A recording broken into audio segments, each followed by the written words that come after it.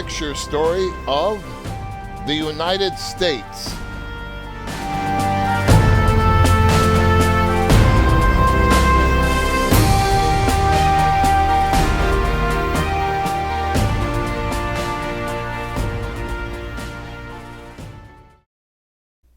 An unknown sea, an unknown continent. St. Lawrence River, New England, Virginia, Mississippi River, Mexico, Florida, West Indies, Brazil. Coming from Scandinavia, England, France, Spain, Portugal, Italy. For centuries, the people of Europe gazed at the blue water stretching to the west and wondered what, if anything, lay beyond. Many believe it led only to the edge of a flat world. Tales were told of terrible monsters in its depths. But as the Dark Ages passed, as navigators grew more daring and resourceful, bold men began to make their way across that mysterious and seemingly endless sea. About the year 1000, sea-roving Vikings from Scandinavia made the perilous crossing. "'Tis a beautiful land, Leif Erikson. Look at the trees, the vines. Aye, we shall call it Vinland." But the restless Vikings left no permanent settlements. Vinland was lost in the mists of time. 4 centuries later, in Genoa, Italy, a youth named Christopher Columbus discovered a wonderful book, The Travels of Marco Polo. Marco Polo wrote of China, where men knew how to weave fine silks, to make paper, and to print. "Where do you come from, stranger, and why?" "I come from Venice, O Kublai Khan, to see the wonders of Cathay." Marco Polo wrote, too, of India, its rich bazaars, its beautiful temples. In Genoa's marketplace, young Columbus could see silks and spices brought from the east by long, dangerous land routes. And as he grew older, he conceived a great idea. If the world is indeed round, would it not be possible to reach the east by sailing west? "It would, Columbus, but people will not believe you." People did not believe him. His search for support of an expedition that would prove his theory carried him to Portugal, thence to Spain. "The poor fellow is mad, thinks the world is round. A pity. He seems quite harmless otherwise." Columbus was leaving Spain in discouragement when he received an unexpected summons from Queen Isabella. "I believe you, Christopher Columbus. You shall have the ships and men that you need." "May the Queen of Heaven bless your majesty." The Queen, according to legend, sold her jewels to finance a voyage to the west. August 3rd, 1492. Columbus set sail from Palos, Spain, with 88 men in 3 small ships, the Nina, Pinta, and Santa Maria. He never dreamed that between Europe and the Orient lay a vast continent. As days passed, the fearful crew grew mutinous. "Turn back! We demand you! Turn back! We shall fall off the world's edge! Turn back!" Hold your course westward, helmsman. After 70 days, when it seemed that the rebellious men might kill their steadfast commander, I see a light. It must be land. Next morning, October 12th, 1492, I christened this place San Salvador in praise of him who brought us here. Look, these red-skinned people must be Indians. Columbus believed he had reached the Eastern Indies. Actually, he was on an island, one of the Bahamas, off the coast of a new world. Columbus returned to Spain and to royal honors. But when 3 more voyages failed to find the riches of the Orient, his triumph turned to ashes. People called him the Admiral of Mosquito Land. In 1506, still unaware they had opened a new world, he died in obscure poverty. Columbus was denied even the honor of giving his name to the New World. His explorations had been followed by those of a fellow Italian, Amerigo Vespucci, and in 1507, a German geographer prepared a new map. Having been discovered by Amerigo Vespucci, the new land may fairly be called after him. America. A century of exploration. John Cabot, 1497, explored America's northeast coast for England, establishing its claims in the New World. Jacques Cartier, 1534, sailed up the St. Lawrence River, establishing the claims of France.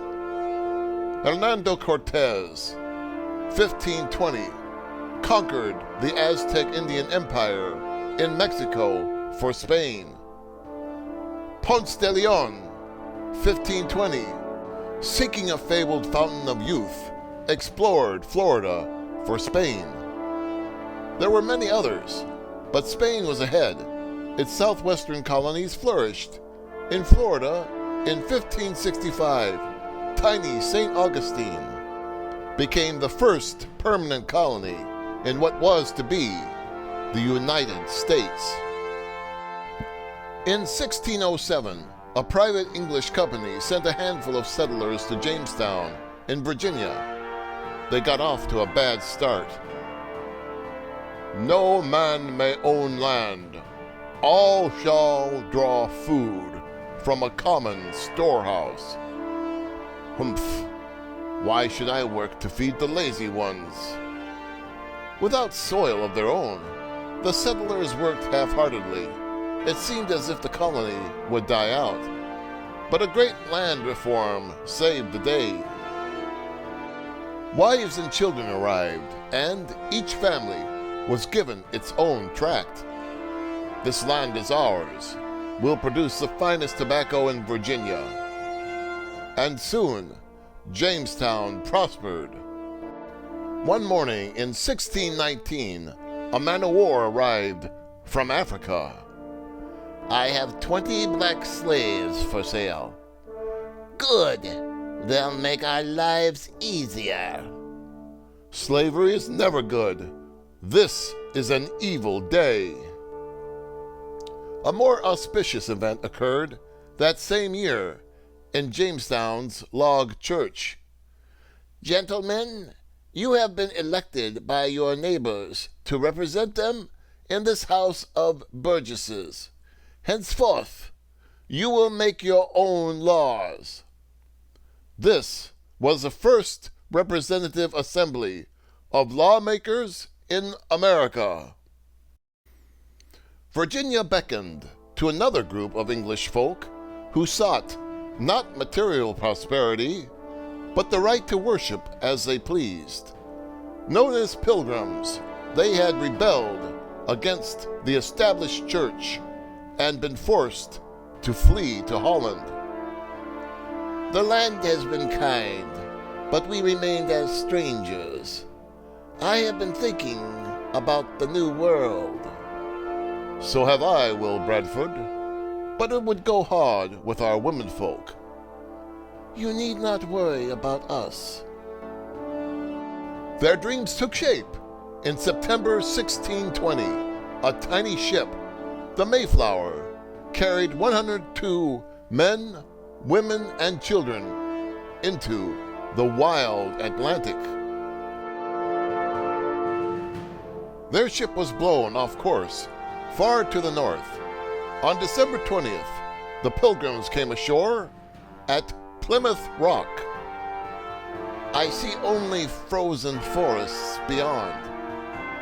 Providence has brought us here.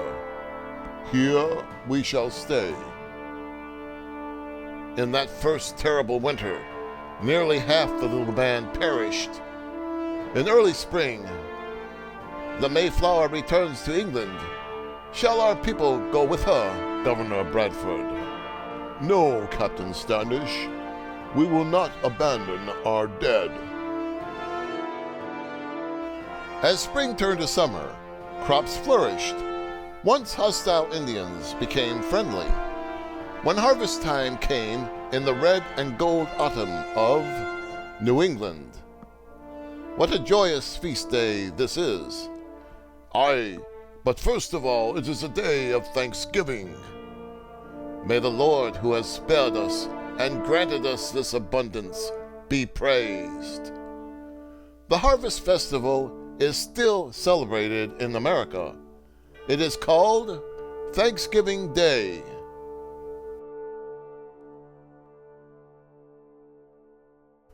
The 13 Colonies. Massachusetts, founded in 1630 by the Puritans and including the Pilgrims' Colony. Rhode Island, founded in 1636 by Roger Williams as a haven for all religions. Connecticut, founded in 1639 by Thomas Hooker, first colony to have its own constitution. New Jersey, part of the Dutch territory, ceded to England in 1664. Delaware, founded by the Dutch and Swedes, acquired by England in 1664. Maryland, founded 1632 by Lord Baltimore as a haven for Catholics. New Hampshire, outgrowth of Massachusetts, given separate status 1679. New York, founded 1624 by the Dutch, taken by England in 1664. Pennsylvania, founded 1681 by William Penn as a refuge for Quakers and all other faiths. Virginia, founded 1607 by settlers at Jamestown. North Carolina, settled by English, given own charter 1729. South Carolina, formally merged with North Carolina, given separate status 1728. Georgia, founded 1732 by James Oglethorpe for the salvation of prison inmates. For the next 100 years, thousands of hardy men and women followed the Plymouth and Jamestown settlers to the New World, there to wrest a livelihood from the wilderness. One goal was uppermost: freedom to live, to worship as they wished. In the north, towns and workshops, quarries and mills sprang up. The warmer south remained largely agricultural, with vast fields of rice, tobacco, and cotton. Thus, there were created the 13 colonies that were to become the United States of America. Though English settlers predominated and the colony's allegiance was to England, seekers of freedom and opportunity came from many other countries too. And Out of this mixture of cultures and religions emerged a new people, rough and ready, self-reliant, bowing to no man, but only to their God. Note, this is the first of 4 parts of The Story of America. Be sure to watch for part 2, in which we cover the growth of America